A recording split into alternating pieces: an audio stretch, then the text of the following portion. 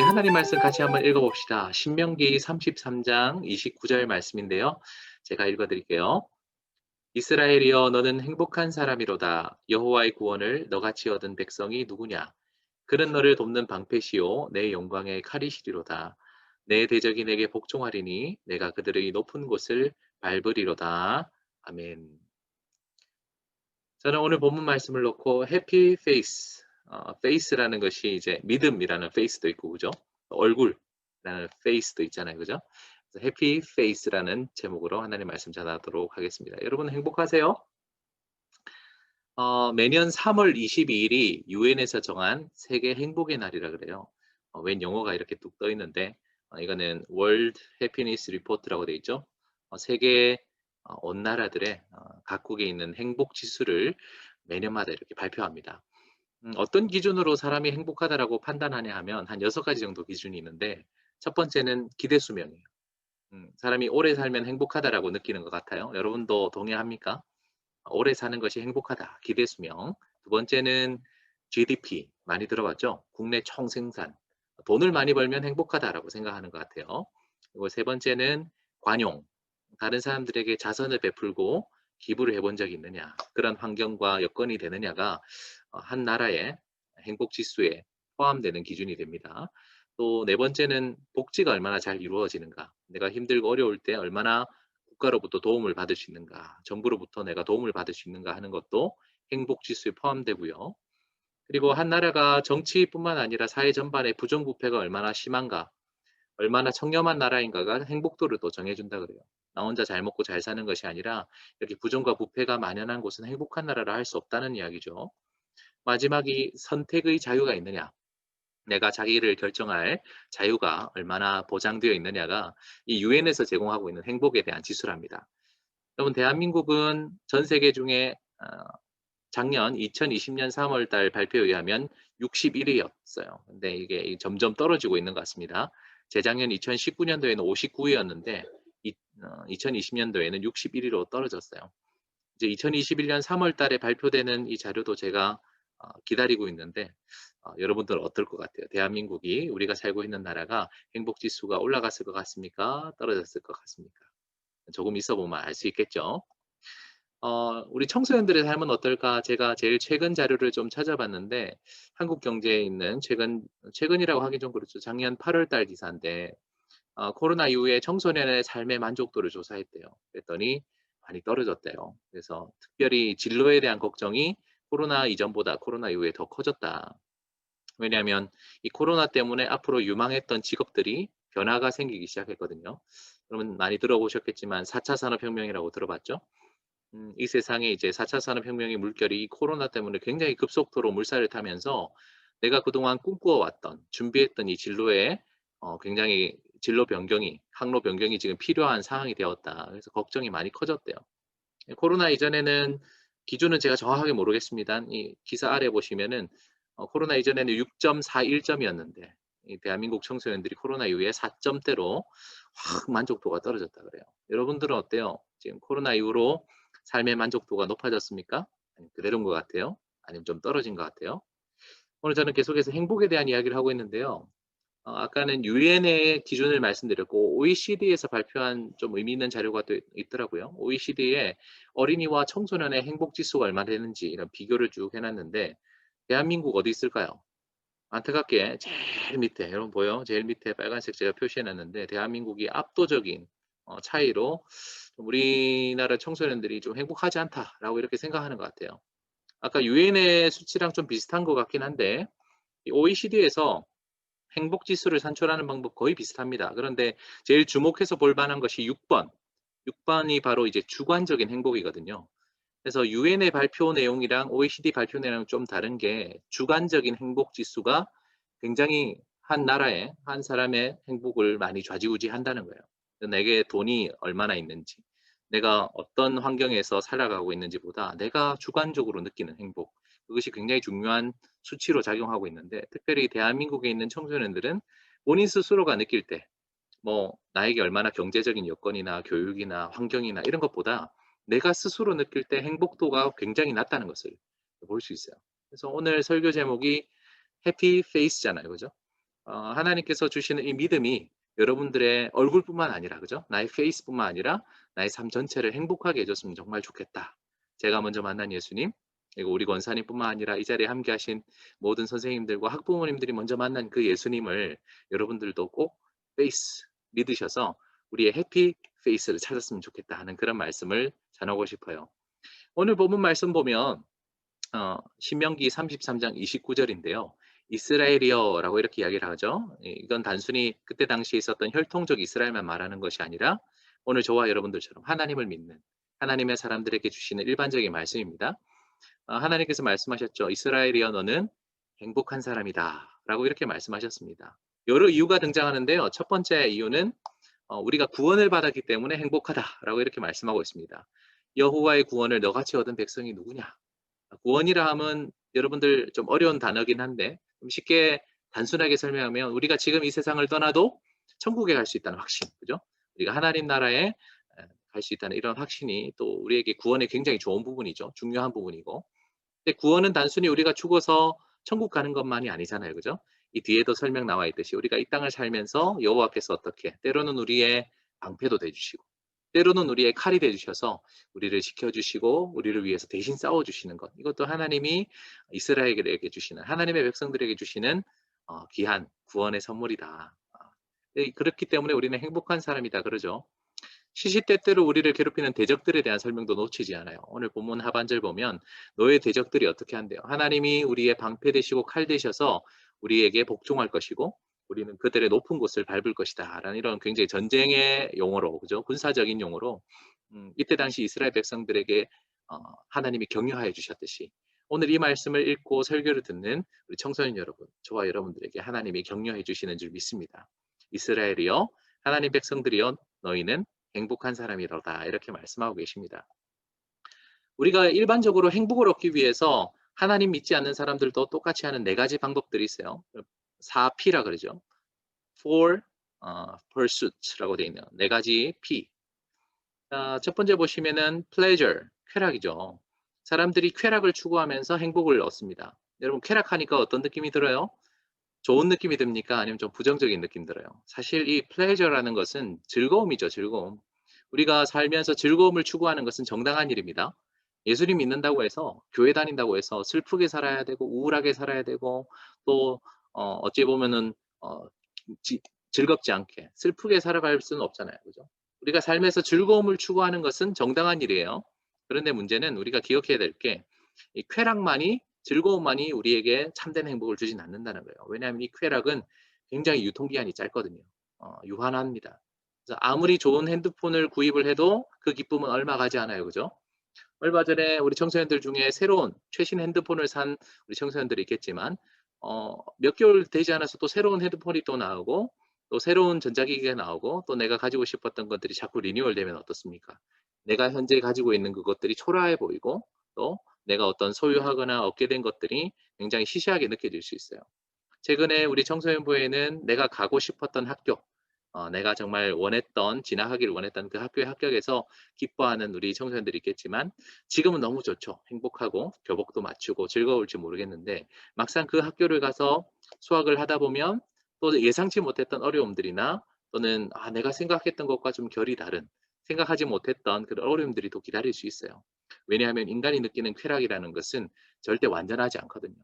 그 기쁨도 오래가지 않을 뿐더러 막상 그것을 내가 원하는 것을 소중한 것을 얻었을 때 내가 겨우 이런 정도로 얻으려고 이렇게 고생을 했나 싶을 때가 참 많이 있을 거예요. 그리고 사람은 쾌락이라는 것이 금방 무뎌져요. 그래서 처음엔 너무 좋다가 이것이 점점 무뎌져서 가면 갈수록 더 강력한, 더 강한 자극을, 더 강한 쾌락을 사람들이 추구하게 됩니다.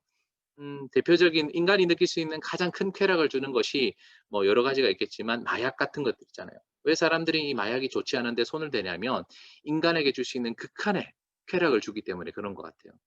그런데 이 마약으로 대비되는 이런 강한 중독성과 강한 독성을 가지고 있는 이 쾌락들을 계속 추구하면 어떻게 돼요? 자기 자신을 훼손하게 되는 거죠. 하나님의 형상인 우리 몸을, 우리의 마음을 훼손시키고 또 관계도 파괴시켜 버려요. 가족들과의 관계, 내 주위에 있는 이웃들과의 관계도 파괴시키게 되죠. 그래서 우리가 정당한 즐거움을 추구하는 것은 중요한데 이 쾌락을 얻는 것만이 우리가 행복을 얻기 위한 가장 바른 길이라고는 할 수 없다. 두 번째 P는 프레스티지, 명예죠. 나는 뭐 명예 같은 거 중요시 여기지 않는다라고 말하는 청소년들이 있을지 모르겠는데, 근데 이 명예라는 것은 다른 게 아니라 나의 존재 가치를 인정받는 거예요. 너 정말 꼭 필요한 사람이다. 너 정말 훌륭한 친구다. 너 정말 나의 우리 공동체에 꼭 필요한 사람이다라고 이렇게 인정받는 것은 중요한 일이죠. 여러분, 우리가 명예를 소중하게 여기고 이 명예를 추구하는 것은 나쁜 일은 아니에요. 그런데 문제는 사람들이 우리를 평가해 주는 것이 항상 완전하진 않다는 거예요. 우리는 늘 불완전한 평가를 받습니다. 왜냐하면 하나님은 우리의 중심을 보신다 그랬는데 사람은 누굴 보죠? 사람은 사람의 무엇을 보죠? 중심이 아닌 겉모습을 자꾸 보는 거예요. 외모를 보고 그 사람이 가진 학벌이나 또는 그 사람이 가진 배경, 또 그 사람의 능력, 이런 겉모습만 자꾸 보니까 때로는 우리의 진심을 알아주지 않아서 우리가 정말 어떤 사람인지 잘 알지도 못하면서 우리를 평가하고 판단하는 것 때문에 우리가 행복해지지 않을 때가 있죠. 그래서 이 명예를 추구하는 사람들은 자신의 진실된 모습을 보여주는 것을 기뻐하지 않아요. 그래서 어떻게 합니까? 계속 가면을 쓰고 사는 거죠. 그래서 위선을 떤다든지 가식을 떤다든지 그걸 통해서 다른 사람들에게 자꾸 인기를 얻으려고 그래요. 요즘 청소년들 많이 하는 SNS 같은 것도 여러분의 모든 모습을 다 보여주지는 않잖아요. 여러분들이 남들에게 제일 보여주고 싶은 모습, 그것이 나의 진짜 모습이 아니라 할지라도 많이 조작된 모습 또는 이 가식적인 그런 모습을 보일 때가 얼마나 많습니까? 나의 삶은 항상 그렇지 않은데 항상 나는 기쁘고 즐겁고 쿨한 척 이렇게 하는 것을 참 많이 볼 수 있어요. 근데 위선과 가식은 결코 사람에게 진정한 행복을 가져다 주진 않죠. 명예를 추구하는 것은 그렇게 좀 위험한 일입니다. 세 번째 P는 파워죠. 권력. 나는 뭐 정치인도 아니고 어떤 유명한 권세자도 아닌데 권력은 필요 없어라고 말할지 모르겠는데, 우리가 행복하기 위해서 얻는 권력이라 함은 어 남에게 조종당하지 않는, 그죠? 자기의 결정, 자기 생각, 또 자기 행동을 남에게 조종되지 않을 정도의 그 힘을 가지고 있는 건 필요한 일이잖아요. 그죠? 그래서 여러분들은 남들에게 막 조종당하는 그런 삶을 당하고 싶어요? 그렇게 살고 싶어요? 그렇게 살고 싶지 않잖아요. 그죠? 사람은 자기가 결정한 대로, 자기가 생각한 대로 살아가고 싶어 하는 그런 욕망이 있습니다. 그래서 제가 말하는 권력은 여기까지 내에서 권력인데, 이 권력을 자꾸 추구하다 보면 어떤 부작용이 생기냐면 나를 다른 사람으로부터 보호하는 것을 넘어서서 내가 가진 힘으로 다른 사람을 조작하고 싶어져요. 소위 말해서 갑질을 하고 싶어진다는 거죠. 내가 가진 힘으로, 내가 가진 영향력으로 다른 사람들을 막 조작하고 파괴시키고 내가 원하는 것을 쉽게 얻기 위해서 다른 사람을 아프게 하고, 이런 일들이 권력을 추구하는 일에 발생해요.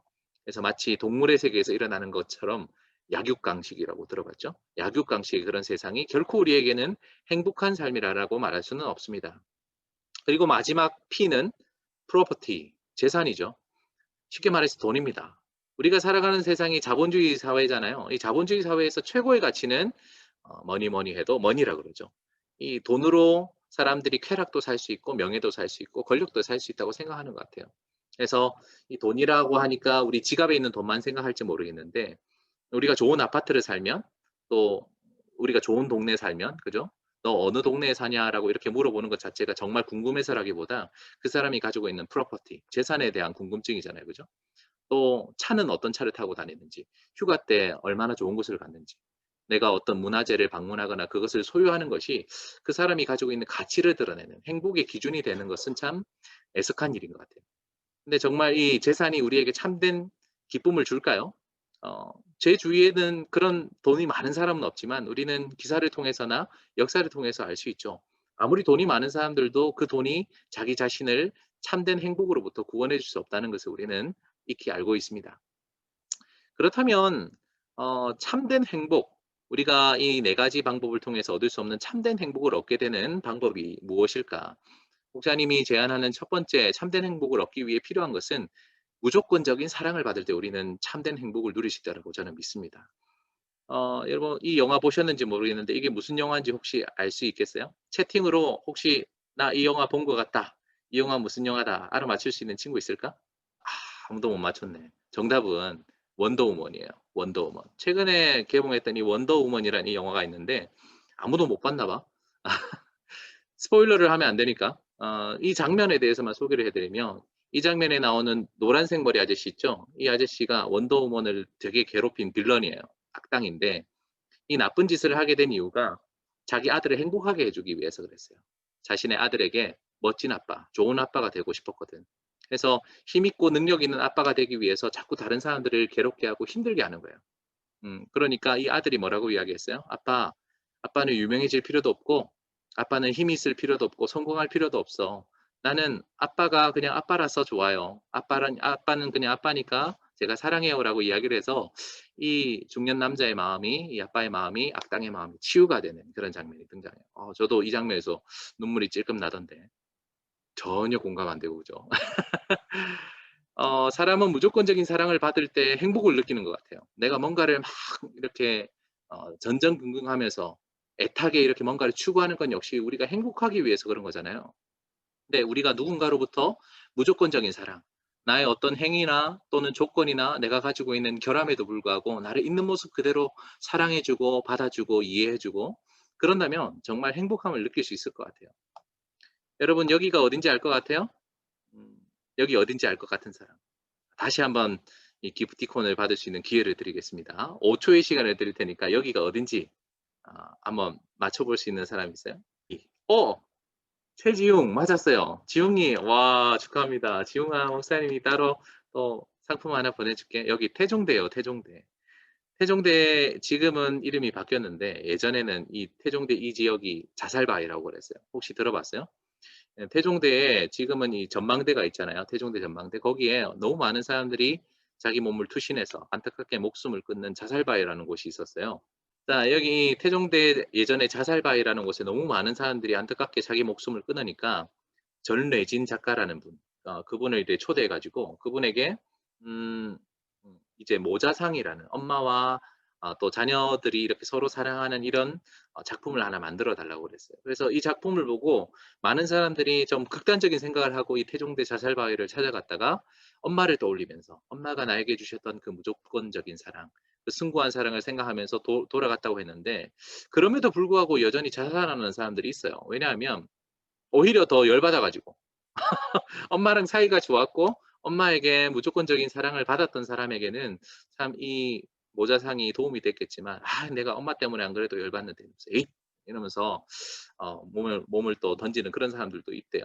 왜냐? 우리는 이 세상에서 이 무조건적인 사랑을 충분히 다 받지 못해요. 모두가 다 부모님으로부터 충분한 무조건 사랑을 공급받는 건 아니거든요. 아 그래서 저는 이 세상에서 이 무조건적인 사랑을 받는 것은 참 쉬운 일이 아니다. 어려운 일이다. 이것도 참 선택된 사람들에게만 주어지는 특권인 것 같다는 그런 생각을 하게 됩니다. 그리고 두 번째 우리가 참된 행복을 얻기 위해서는 내가 왜 사는지에 대한 의미. 여러분 의미가 있냐라면 참 중요한 질문이잖아요. 내가 왜 살아가는지, 여러분 내가 왜 공부하는지, 내가 왜 대학에 가야 되는지에 대한 목적도 없이 의미도 없이 살아간다면 결코 행복할 수 없을 것 같아요. 음. 여러분 내가 왜 살아가는지에 대한 의미를 발견한 사람은 행복한 사람이다라고 말할 수 있을 것 같습니다. 여러분 동의하나요? 70년대, 80년대 많은 젊은 청년들이 여기 보면 여러분들보다 훨씬 나이가 어려 보이는데 그죠? 4.19 혁명 때 정말 어린 초등학생들이 음 '내가 이 독재에 항거해야겠다.'라는 그런 마음으로 우리 부모 형제들에게 총뿌리를 대지 말라 하면서 막 이렇게 서로 어깨동무를 하고 이렇게 시위를 하는 그런 모습을 볼 수가 있어요. 여러분 내가 의미 있고 가치 있는 일에 위험함에도 불구하고 내 생명을 걸고 나의 어떤 희생을 각오하면서까지 이렇게 나가는 사람들 왜 그럴까요? 그 일이 자기 자신에게 정말 의미 있는 일이라고 생각했기 때문에 그렇죠. 그런데 우리는 이분들의 희생과 또 노력을 통해서 지금 현재 민주주의 국가에서 살고 있잖아요. 근데 항상 우리가 살아가면서 좋은 의미에만 꽂히는 건 아닌 것 같아요. 좀 옛날 사진인데 우리 권사님은 옛날이라 하면 충격받을지도 모르겠습니다만 이게 2001년도에 있었던 9.11 테러 사건이에요. 근데 제가 알기로는 이 방에 있는 많은 우리 청소년들이 이때 태어나지도 않았어요. 자 그래서 9.11 테러 사건들 혹시 이 사건을 실시간으로 본 친구들은 거의 없을 거예요. 그죠? 목사님은 되게 충격을 많이 받았는데 미국에 있는 이 무역센터 건물, 쌍둥이 건물이 테러로 말미암아서 이렇게 붕괴되고 있는 그런 장면이에요. 비행기로 슉 날아가 가지고 이 쌍둥이 빌딩에 쾅 부딪혀서 이 큰 미국을 상징하는 미국의 부를 상징하는 이 두 건물을 완전히 전멸시켜 버린 붕괴시켜 버린 그런 사건이 있었죠. 온 세계에 충격을 가져다 준 9.11 테러 사건. 여러분들에게 좀 더 피부에 와닿게 좀 최신 사건을 찾아봤더니 프랑스에 있었던 테러 사건 혹시 기억나요? 2015년도에 정말 끔찍한 테러 사건이 있었어요. 이런 사람들은 삶의 의미를 몰라서 이랬을까? 저는 아니라고 생각해요. 어떤 사람이 진정성을 가지고 있느냐, 삶의 의미를 가지고 있느냐는 항상 그것이 좋은 결과로 나타나지는 않는 것 같아요. 아까 우리 민주주의 국가를 위해서 희생했던 그런 많은 사람들도 있느냐 하면 잘못된 이데올로기, 잘못된 개념으로 인해서 내 생명을 바쳐가지고 엉뚱한 일에다가 사람의 생명을 빼앗고 또 이 사회를 어지럽히고 사람들에게 공포심을 자극하는 그런 일에 목숨을 거는 사람들도 있다는 거예요. 저는 이 땅에서 이 삶의 의미를 찾아가는 것이 정말 중요한데 우리가 바른 안내를 받아야 된다라는 그런 말씀을 드리고 싶습니다. 저는 오늘 본문 말씀을 통해서 우리 하나님께서 우리에게 정말 주시기를 원하시는 것이 행복이라는 확신을 가지고 있어요. 이 세상에서는 부모를 통해서도 우리가 무조건적인 사랑을 충분히 제공받지 못합니다. 우리 부모님들 참 죄송한 이야기입니다만 때로는 굉장히 조건적으로 자녀에 대한 그런 사랑을 표현할 때가 있잖아요. 저도 아이가 셋이나 있어서 그런데 아무 조건 없이도 아이를 사랑하는 그런 마음이 있다가도 때로는 우리 아이가 나의 기준에, 나의 기대에 좀 더 맞춰줬으면 그래서 나의 기준에 잘 맞을 때는 정말 사랑과 애정을 표현하다가도 그렇지 않을 때는 그 꾸지람을 넘어서 저주하기도 하고 원망하기도 하고 하는 그런 모습이 부모에게 있거든요. 여러분, 우리 부모님들도 다 연약한 존재들입니다. 우리 부모님들이라고 어른들이라고 다 완벽한 존재가 아니잖아요. 그죠? 여러분, 우리 부모님들을 불쌍히 여길 수 있어야 돼요. 왜냐하면 우리 부모님들도 엄마가 처음이고 아빠가 처음이거든. 그죠? 그래서 다 미숙한 거예요. 저는 제가 드리고 싶은 말씀은 이런 무조건적인 사랑과 또 삶의 의미라는 거 정말 우리에게 중요한 것인데 이것을 저는 이제 목사로서 여러분들에게 믿음을 통해서 신앙을 통해서 여러분들이 이것을 받을 수 있다라는 이야기를 정말 오늘 드리고 싶었어요. 그래서 우리 해피 페이스를 통해서 우리 믿음을 통해서 우리의 얼굴이 우리의 영혼이 해피 페이스를 찾아갔으면 좋겠다 그런 말씀을 오늘 드리고 싶었고요. 좀 근본적인 문제를 하나 더 다뤘으면 좋겠는데 오늘 설교 빨리 끝났다 싶었죠. 함정 카드였습니다. 자, 오늘은 좀 더 근본적인 문제에 대해서 좀 더 다뤄보죠. 여러분들은 하나님이 있다는 거 정말 믿어요? 정말 저는 그러길 바랍니다. 이 자리에 있는 우리 청소년들 대부분은 아마 모태신앙일 거예요. 그죠? 부모님의 신앙에 의해서 교회 문화로 먼저 들어와 가지고 내가 예수님을 정말 인격적으로 만났다기보다 안 나가면 안 되니까 가정의 평화를 위해서 그죠? 교회를 안 나가면 집안이 난리가 나니까 효도하는 의미에서 가정의 평화를 지키기 위해서 이렇게 교회 다니는 우리 청소년들 많이 있을 것 같은데 그래서 여러분들은 지금 이제 점점 중학생 되고 고등학생 되면서 주위에 보세요. 예수님 믿는 친구가 많아요. 교회를 안 다니는 친구가 더 많죠. 그죠? 훨씬 더 우리는 예수님 안 믿는 친구들과 많이 만나게 되면서 가치관에 혼란이 와요. 네, 오늘날 이 시대에 이 청소년들, 특히 부산에 있는 청소년들 복음화율이 한 3% 정도밖에 안 된대요. 100명 중에 3명 정도. 그러니까 여러분 한 반에 한두 명 정도만 교회를 다니지 대부분 교회를 안 다니는 그런 환경 속에서 우리가 살아가기 때문에 그 친구들은 다 신이 없대요. 하나님 같은 건 없다. 다 뭐 구라다. 뭐 그죠? 그렇게 이야기하고 있는 이 과정 가운데서 우리가 신앙 지킨다는 것은 참 쉬운 일이 아닌 것 같아요. 그래서 고등학교를 졸업하면 교회도 졸업하는 그런 안타까운 일들이 많이 일어나는 것 같아요. 그래서 저는 좀 진지하게 정말 신이 존재하는가에 대한 이야기를 같이 한번 나눠봤으면 좋겠는데요. 신에 대한 입장 두 가지죠. 하나는 신이 없다, 무신론. 또 하나는 유신론인데 무신론은 말 그대로 신은 존재하지 않는다는 거예요. 이 세상에는 오직 물질밖에 없다는 거죠. 물질이 왜 있었는지, 언제부터 있었는지, 어떻게 있었는지 그거는 앞으로 과학이 다 밝혀낼 거고 일단은 물질이 있었다. 그리고 이 물질의 영원한 아주 오래된 시간이 우연과 함께 겹치다 보니까 오늘날 존재하는 이 모든 것이 생기게 되었다라고 말하는 것이 무신론의 입장입니다. 이 무신론의 입장에 거의 교과서적인 책이 칼 세이건 박사의 코스모스라는 책이 있어요. 여러분 혹시 이 책 봤습니까? 학교에서도 많이 추천하고 있는 책인데 칼 세이건 박사의 코스모스라는 이 책에 보면 그런 말이 나와요. 이 코스모스라는 것이 우주의 모든 것이다. 세상에 뭐 신은 없다는 거예요. 신은 없고 무슨 영혼이나 천사 이런 거 없고 이 세상에 오직 코스모스라는 물질들만 이 우주만 존재할 뿐이고 코스모스는 이전에도 있었고 지금도 있고 앞으로도 있을 모든 것이다 라는 것이 이 서문에 적혀 있습니다. 어디서 많이 본 문장이죠. 히브리서에 보면 우리 하나님은 영원토록 하는 하나님이시니 이전이나 지금이나 영원토록 동일하시니라. 그 말씀에 대한 패러디잖아요. 그죠? 그래서 오늘날 많은 사람들이 이 칼 세이건 박사가 말하는 것처럼 이 세상에는 물질밖에 없다라고 이렇게 이야기를 합니다. 그리고 이 책 혹시 봤는지 모르겠어요. 셸리 케이건 박사님이라고 예일대 교수님이셨는데 이분이 죽음이란 무엇인가, 데스라는 이런 강의를 했어요. 예일대에서 제일 인기 있는 강의 중에 하나예요. 데스라는 이 강의.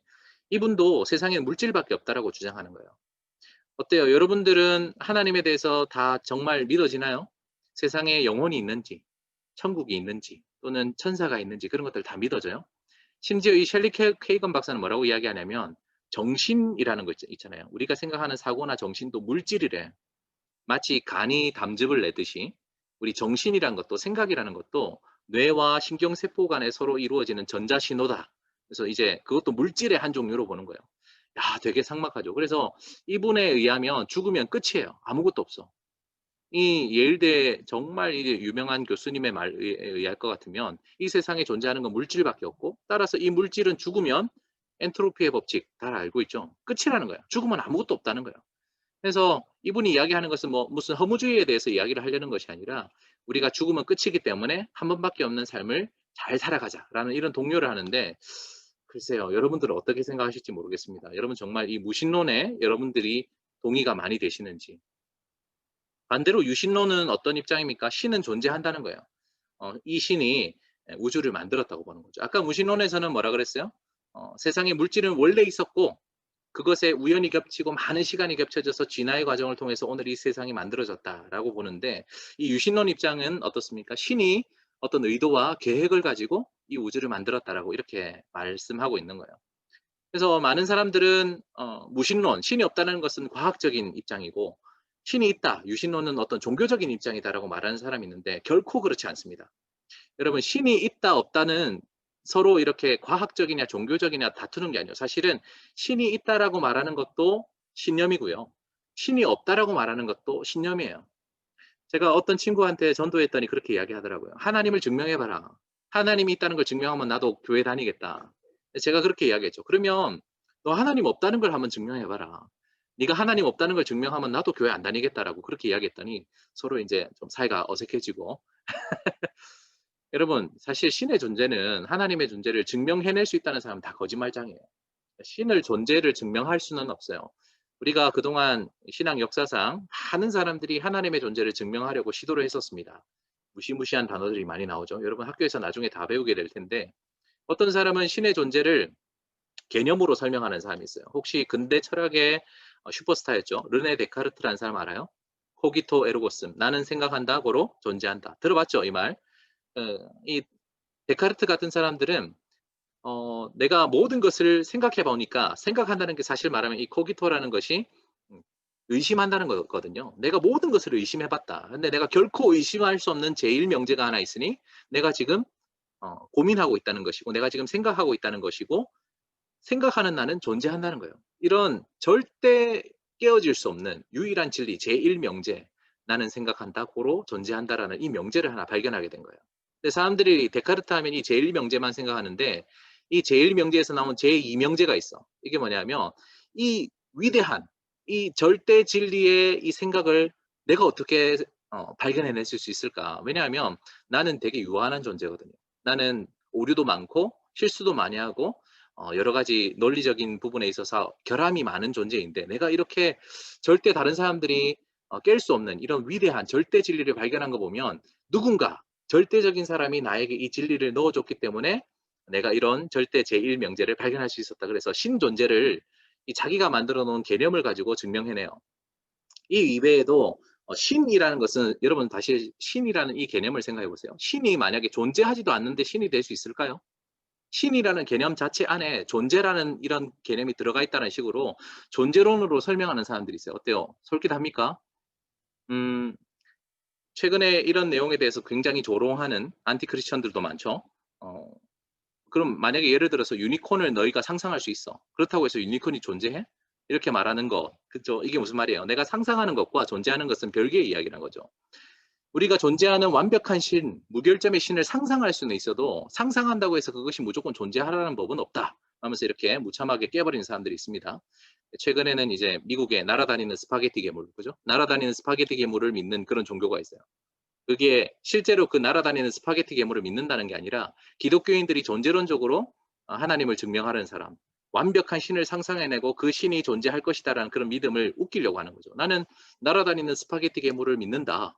존재할 것이다. 라고 이렇게 조롱하는 사람들이 있습니다. 두 번째로 목적론이 있는데 간단하게만 설명드리면 여러분들은 다 세상에 저절로 태어난 것 아니잖아요. 그죠? 모든 것에는 원인 결과가 있지 않습니까? 여러분의 부모님이 계실 거고 부모님도 또 부모님이 계실 거예요. 그죠? 이렇게 엄마 아빠 엄마 아빠 엄마 아빠 쫙 올라가다 보면 최초의 엄마 아빠가 나올 겁니다. 그렇지 않습니까? 이 인류의 최초의 엄마 아빠가 누굴까?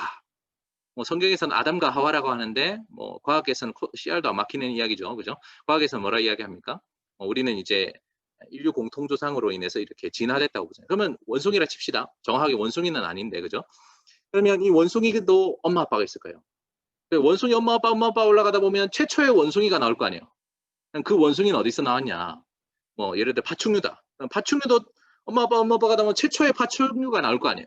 그런 식으로 가다 보면 더 이상 근원을 따질 수 없는 최초의 근원, 최초의 목적이 계신다. 그래서 안셀름 같은 이런 신학자는 unmoved mover라고 해가지고 다른 사람들을 움직이게 만들지만 자신은 움직이지 않는 unmoved mover라는 최초의 제1원인 토마스 아퀴나스라는 사람들도 이렇게 이야기했습니다.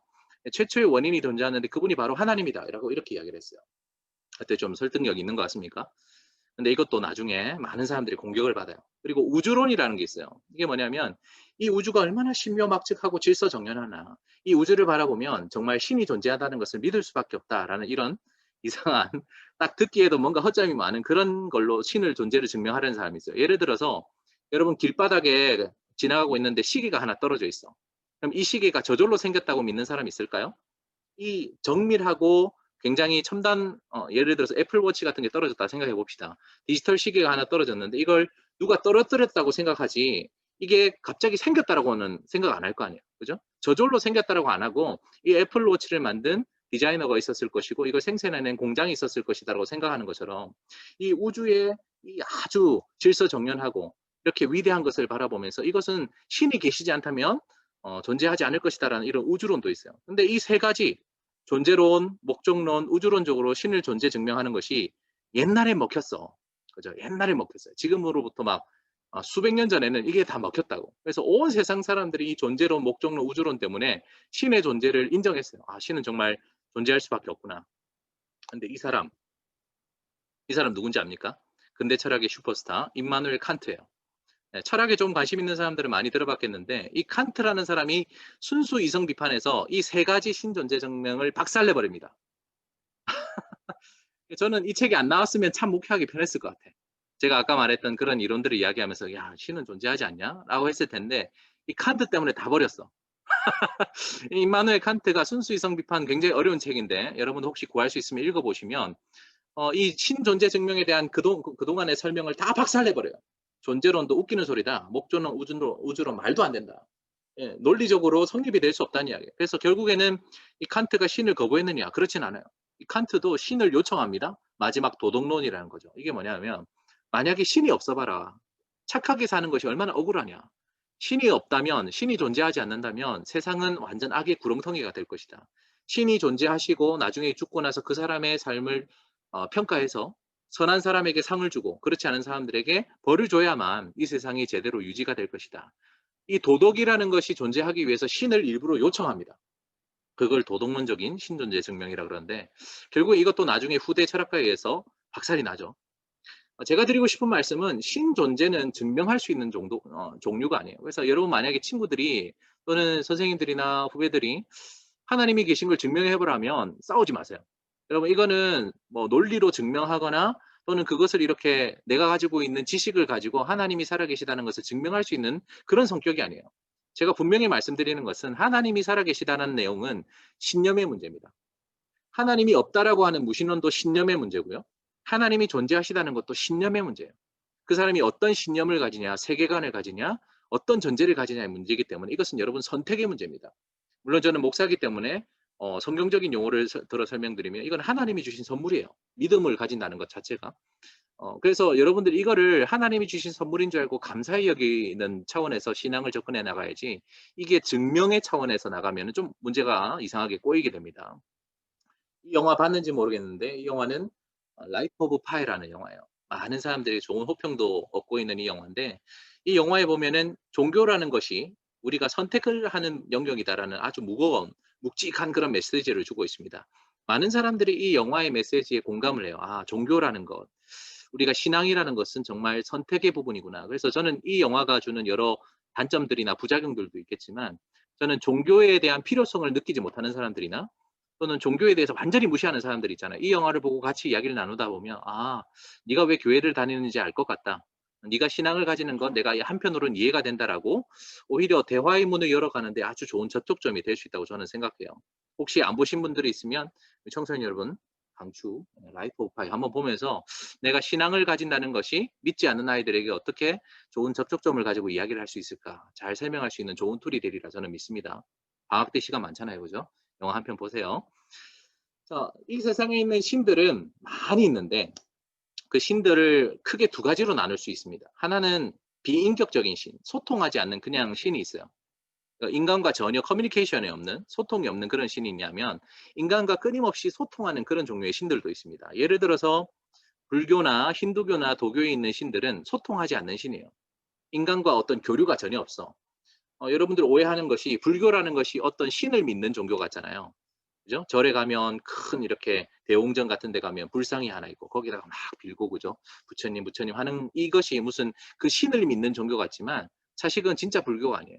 진짜 불교는 뭐냐 하면 내 스스로가 부처가 되는 거예요. 깨달음을 얻고 해탈을 하게 되는 거죠. 인간이 가지고 있는 모든 이 고통의 원인이 바로 인간이 가지고 있는 욕심 때문이다. 그래서 이 모든 욕심을 다 내려놓으면 내가 이제 무의 상태로 가잖아요. 공의 상태. 무의 상태, 공의 상태가 되면 내가 이제 깨달음을 얻게 된다는 거예요. 그래서 본인 스스로가 부처가 되는 것이 원래 불교가 가지고 있는 정신인데 이게 외국에 있는 종교들이 우리나라만 들어오면 이상하게 무당 종교, 샤머니즘이라고 그러죠. 무당 종교로 바뀌어요. 그래서 주지 스님한테 잘하고 절에 가서 공을 많이 들이고 불상 앞에서 이렇게 절을 많이 하면 내가 원하는 것을 얻는 이상한 종교로 변질됐어요. 그래서 진짜 불교인들은 우리나라 불교 보고 사입이라 그래요. 이상한 불교래. 그죠? 우리가 흔히들 불교하면 윤회를 떠올리잖아요. 뭐 사람이 죽어서 다시 태어나고 윤회하는 거. 사실 이거는 불교가 아니라 힌두교거든요. 힌두교에 있는 이 카스트 제도가 윤회설에 대한 그런 내용이잖아요. 그래서 어쨌든 힌두교에 있어서 이 피라미드 체제에 있어서 상위 계급에 있었던 이 계급자가 하위 계급자를 정당하게 이렇게 지배하기 위해서 너는 전생에 죄를 많이 지어서 그래. 전생에 죄를 많이 지으니까 이렇게 천민으로 태어났잖아. 지금 나에게 잘 순종하고 내 말 잘 들으면 나중에 한 계급 더 성장해서 윤회할 거야. 라는 이 힌두교 교리가 너무 싫어서 나온 게 불교거든요. 불교는 윤회를 인정하지 않아요. 실제 불교는. 그래서 고타마 시타르타라는 이 불교의 이제 창시자죠. 불교의 창시자가 한 이야기 중에서 내가 오늘 일도 모르는데 죽고 나서 일을 어떻게 알겠느냐라면서 윤회를 아예 부정하고 언급도 하지 않았는데 우리나라만 들어오면 불교가 이상해지는 것 같아요. 그래서 불교에서 윤회를 이야기한다거나 아니면 뭐 공로 사상을 이야기하는 이거 다 잘못된 거죠. 어쨌든 제가 말하려고 하는 핵심은 불교든 힌두교든 도교든 어떤 인격적인 신을 믿는 종교가 아니에요. 그냥 진리, 깨달음을 얻는 그런 종교란 이야기죠. 그래서 소통하지 않는 신은 서로 커뮤니케이션을 할 수가 없어요. 인격적인 어떤 관계를 가질 수가 없습니다.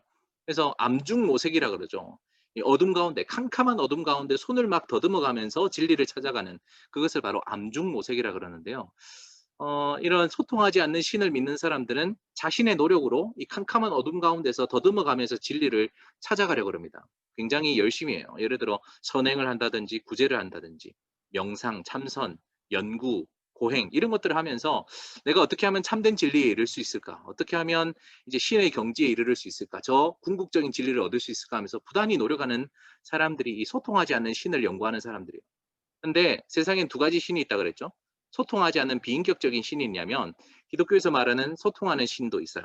서로 커뮤니케이션 한다는 거죠. 신과 인간, 기독교에서 하나님이라 그러잖아요. 요 하나님과 인간 사이에는 어떻게 소통이 이루어지는가? 이 기독교에서 굉장히 중요한 개념이 하나님께서 인간에게 뭐 하신다? 예, 계시하신다. 이게 텍스트라는 성경을 통해서 하나님이 말씀을 주세요. 그죠? 이것이 다른 종교와 차이점이에요. 다른 종교는 우리가 막 우리 편에서 신을 찾아가야 된다면 기독교에서 말하는 이 하나님은 신이 인간에게 뭔가 말씀을 줘요. 그거를 성경이라고 그러죠. 기독교의 텍스트는 어떤 특징이 있냐면 하나님에 대해서 하나님이 어떤 분인지를 쭉 써 놨어요. 그래서 여러분들이 하나님을 잘 알고 싶잖아요. 제일 좋은 방법이 뭐냐면 성경을 읽는 거예요. 성경을 쭉 읽어가다 보면 내가 믿는 하나님이 어떤 하나님인지 알 수가 있어요. 많은 청소년들이 궁금해합니다. 저는 예수님을 주인으로 아직 영접 못하겠어요. 왜냐하면 예수님에 대해 확신이 없거든요. 여러분이 정말 예수님을 주인으로 영접하고 싶다면 예수님을 알아야 되잖아요, 먼저. 그죠? 그러기 위해서는 성경을 배워야 됩니다. 성경을 알아야 되고. 우리 권사님 성경 박사님이시거든요. 우리 성경을 잘 아시는 분의 도움을 받아서 성경을 열심히 읽어야 하나님이 어떤 분인지를 알 수 있죠. 두 번째는 그 하나님이 어떤 일을 하셨는지, 그죠? 나를 위해서 혹은 이 세상을 위해서 어떤 일을 행하셨는지를 성경을 통해 알 수가 있어요. 마지막으로 그 하나님이 나에게 무엇을 바라시는지, 그죠? 하나님이 그냥 이런 사람이 있었다 끝 이게 아니라 위인전기 읽듯이, 그죠? 이순신 위인전기 읽듯이 이순신이 이렇게 훌륭한 일을 했다. 세종대왕이 이렇게 훌륭한 일을 했다 끝 여기서 끝나는 것이 아니라 이 하나님은 성경을 통해서 우리가 어떻게 살기를 바라는지, 우리가 지금 이 시대에 어떻게 우리가 살아가길 원하시는지를 간절히 애타는 마음으로 편지를 기록하듯이 우리에게 보내주신 책이 바로 이 성경이에요. 다시 돌아가서 신은 우리에게 텍스트를 줍니다. 하나님은 우리에게 텍스트를 주고 인간은 어떻게 하죠? 거기에 대해서 우리가 예배를 통해 반응을 하는 거예요. 우리가 기도를 통해 하나님 앞에 나아갈 수 있고 우리가 이 텍스트대로 이 삶을 살아가면서 하나님과 계속해서 소통할 수 있는 것이죠. 하나님은 단순히 책으로만 성경으로만 우리를 찾아오지 않았습니다. 기독교에서 말하는 신은 우선 아담에게 약속도 하시는 하나님이었어요. 사실 자기가 창조한 피조물에게 약속을 건다는 것 자체가 굉장히 아이러니하잖아요. 그죠? 그냥 로봇처럼 너는 내 말만 들어 이렇게 했으면 좋은데 선악과를 딱 하나 만들어 놓고 네가 나의 명령을 지켜줬으면 좋겠다라고 마치 프로포즈를 하듯이 사람을 강제로 막 끌어오는 것이 아니라 나에게 순종을 바라는 마음으로 한 가지 약속을 이렇게 제안을 하는 그런 하나님이시기도 하셨어요. 그래서 인간은 거기에 대해서 아주 철저하게 답을 했죠. No라고, 그죠? 싫습니다 하면서 따먹어 버렸어요. 이 선악을 알게 하는 나무의 열매를 따먹고 자기도 하나님처럼 되려고 하자 결국 세상은 타락하게 되었죠. 근데 하나님께서는 이 기독교에서 말하는 하나님은 이 하나님이 창조하신 세상을 포기하지 않으시고 아주 작은 민족이었죠. 소수 민족인 이 이스라엘을 선택하셔서 그들을 다시 회복하기를 원하셨어요. 우리가 잘 아는 많은 족장들, 아브라함, 이삭, 야곱, 요셉 이런 족장들이나 또는 많은 사사들, 왕들 통해서 이 나라를 회복하려고 하셨는데 결국에는 이들이 하나님을 계속 거부하다가 결국에는 포로 생활을 하고 예수님이 탄생하신 그 직전까지 로마의 식민지 생활을 하고 있었죠. 그때 하나님께서는 결국 소통의 끝 뭡니까? 자기가 직접 내려오는 거예요. 하늘에서 이 태초의 말씀이 하나님과 함께 계셨던 그 말씀이 육신이 되셔서 우리 가운데 오셨어요. 요즘 우리가 열심히 큐티하고 있는 요한복음의 내용이죠. 이를 통해서 예수님이 이 땅의 돌성전들을 다 허무시고 자신이 3일 만에 부활하셔서 참 성전이 되시고 예수님 믿는 저와 여러분들이 이제 교회가 되어서 우리가 이제 교회로서 세상을 또 살아나가며 하나님의 일들을 같이 동역하는 그런 일들을 하게 되는 것. 이것이 기독교에서 말하는 소통의 개념이에요. 정리하면 신이 있다 없다 이거는 어떻게 증명해낼 수 있는 부분이 아니라는 거죠. 신이 있다 없다라는 것은 신념에 대한 문제다. 어떤 세계관을 가지냐, 어떤 전제를 가지냐. 그래서 여러분 싸우지 마세요. 신이 없다는 사람한테는 싸우지 마세요. 여러분들 걸 막 증명해내려고 막 논리로 이렇게 싸우지 말고 그냥 신이 있는 사람으로서 가진 믿음을 즐겁게, 행복하게, 해피하게 살아내면 되는 거예요. 그리고 소통하지 않는 신이 있고 소통하는 신이 따로 있다고 그랬죠. 세상에 두 가지 신이 있다고 그랬습니다.